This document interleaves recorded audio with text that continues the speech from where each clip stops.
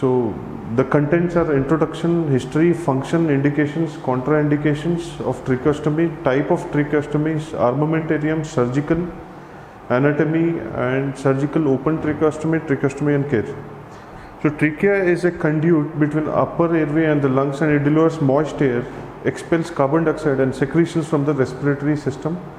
Blockage at any point along this conduit can be fatal.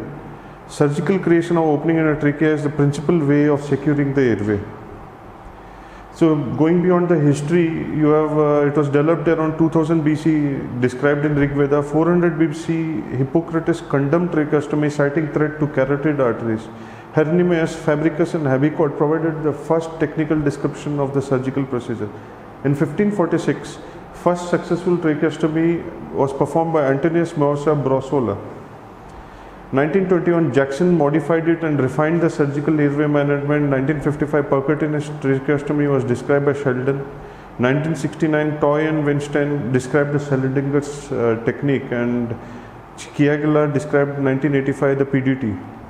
So functions of tracheostomy: alternative pathways for breathing, circumvents obstruction, improves alveolar ventilation, protects airway, permits removal of tracheobronchial secretions, and intermittent positive pressure respiration beyond 72 hours. So indications according to Bailey and Love: you have acute upper airway obstruction, potential upper airway obstruction, protection of the lower airway, patient requiring artificial respiration.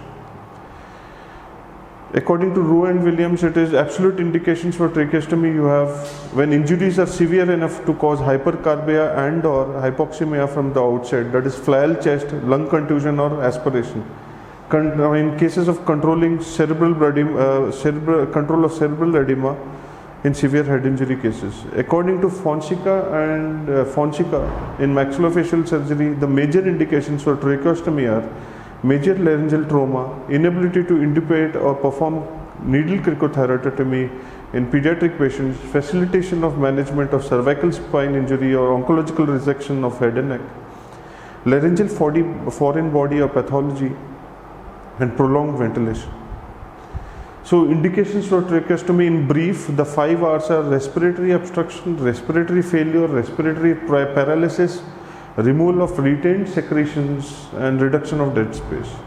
So evolution in indications of tracheostomy in children: acute epiglottitis and laryngeotracheobronchitis is no longer the indication. Only chronic disorders requiring prolonged ventilator dependence is now indicated for tracheostomy in pediatric. Contraindications: emergency tracheostomy is contraindicated if the patient's airway can be secured by other means like needle or open cricothyrotomy, and in cases of expanding hematoma. So type of tracheostomies: you have high, mid and low. Types of tracheostomy: emergency, elective. In elective you have therapeutic and prophylactic.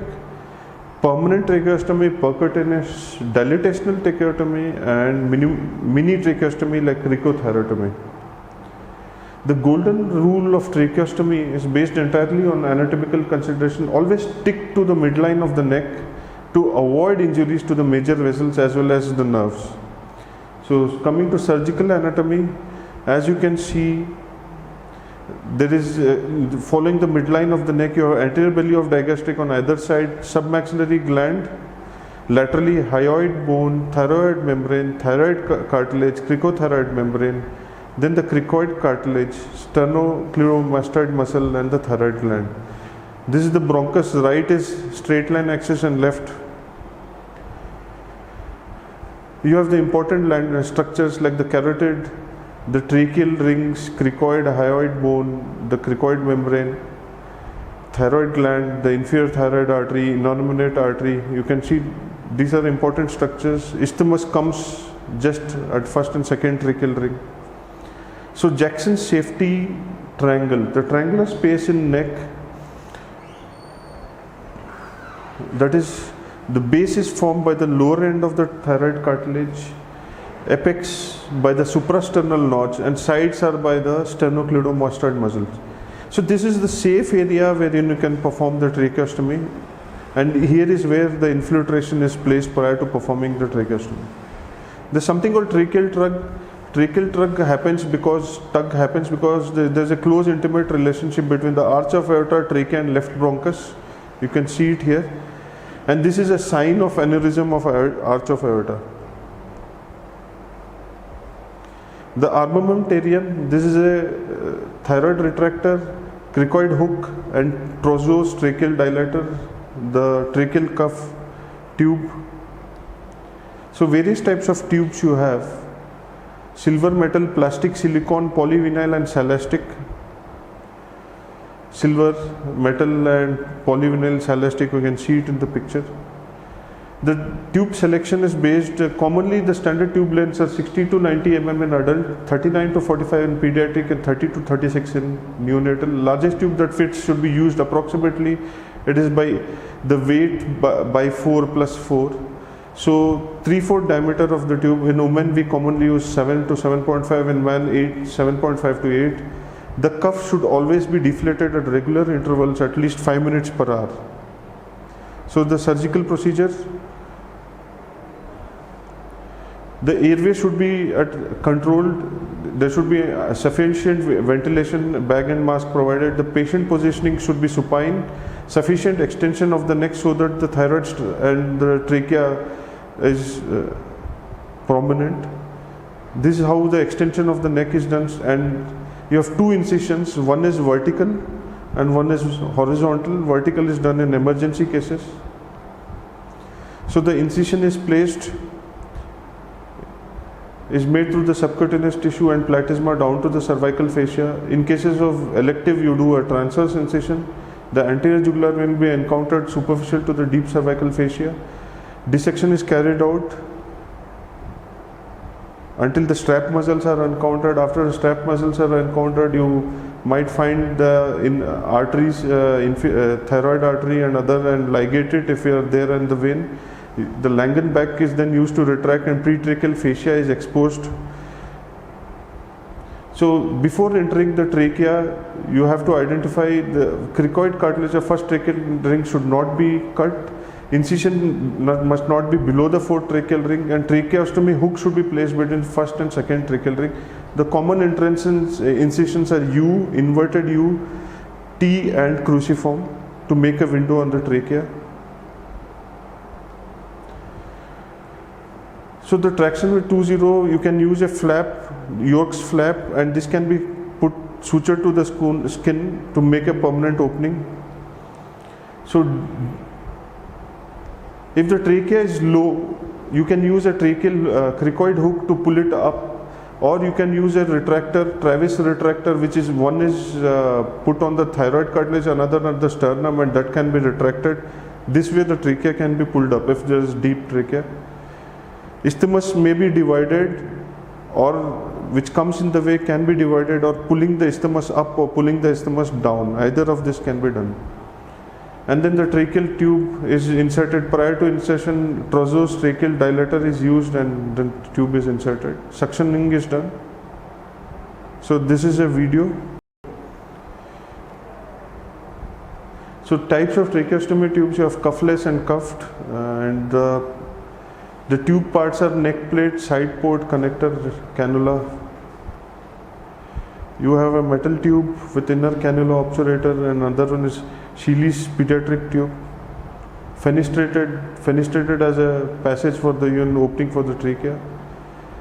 So while the incision is being placed, cricoid is held up and the opening is done, York's flap is done, inverted U, and is sutured to the skin. This is a permanent tracheostomy. This is in situ. So skin closure, skin should not be sutured or dressed tightly. This may lead to subcutaneous emphysema or pneumomediastinitis, pneumothorax. A small gauge can be placed. So anatomical considerations for pediatric. What are the differences in anatomy? One is dome of pleura extends into the neck, and this is vulnerable to injury. The hyoid, thyroid and cricoid cartilage are higher in the neck. Trachea is very pliable in pediatric and difficult to palpate. Recurrent laryngeal nerve is quite medial. So these are all the important points which has to be followed. In children where there is short neck, left brachiocephalic vein may cup above the suprastellar nerve, so the dissection is rather more difficult and dangerous. And also child's trachea is softer and more mobile. Its softness means its incision should be taken care, otherwise we can damage the underlying esophagus. In some patients, in elderly, in contrast, you have ossified and small bone sheets may be required to go into the trachea. So tracheostomy care, you have fixation of tube, positioning, suctioning, humidification, changing of tube, care of the inflatable cuff, dressing, decannulation and breathing exercises post tracheostomy. What are the bedside equipment? Spare tubes, tracheal dilator, suctioning, humidification unit and container for splitting valve. Constant supervision is required post tracheostomy. So this is the fixation of tube. You can see it has been sutures, stay sutures have been placed, positioning. Suctioning is always done with suction off before entering the trachea. So humidification, the need for humidification is to improve mucociliary function and prevent tracheitis and crust formation. Heated humidifiers, heat exchange, moisture exchange filters and nebulizers can be used. So care of cuff is, you have the most important point is cuff should be deflated every 5 minutes, every hourly. So breathing exercises, good nutrition with lot of multivitamins. So overall, before ending my talk, only when secretions are present, the suctioning should be done. Pre-oxygenation should be considered. Perform suctioning without disconnecting. Use a shallow section and use a normal saline continuous. The use of closed section is suggested for adults with high FiO2 or PEEP at the risk of lung decurrentment and for neonates. Endotracheal sectioning without disconnection is suggested in neonates. Avoidance of disconnection and use of lung recruitment maneuver suggested if suctioning induces lung decurrentment occurs in the patient with acute lung injury. Thank you.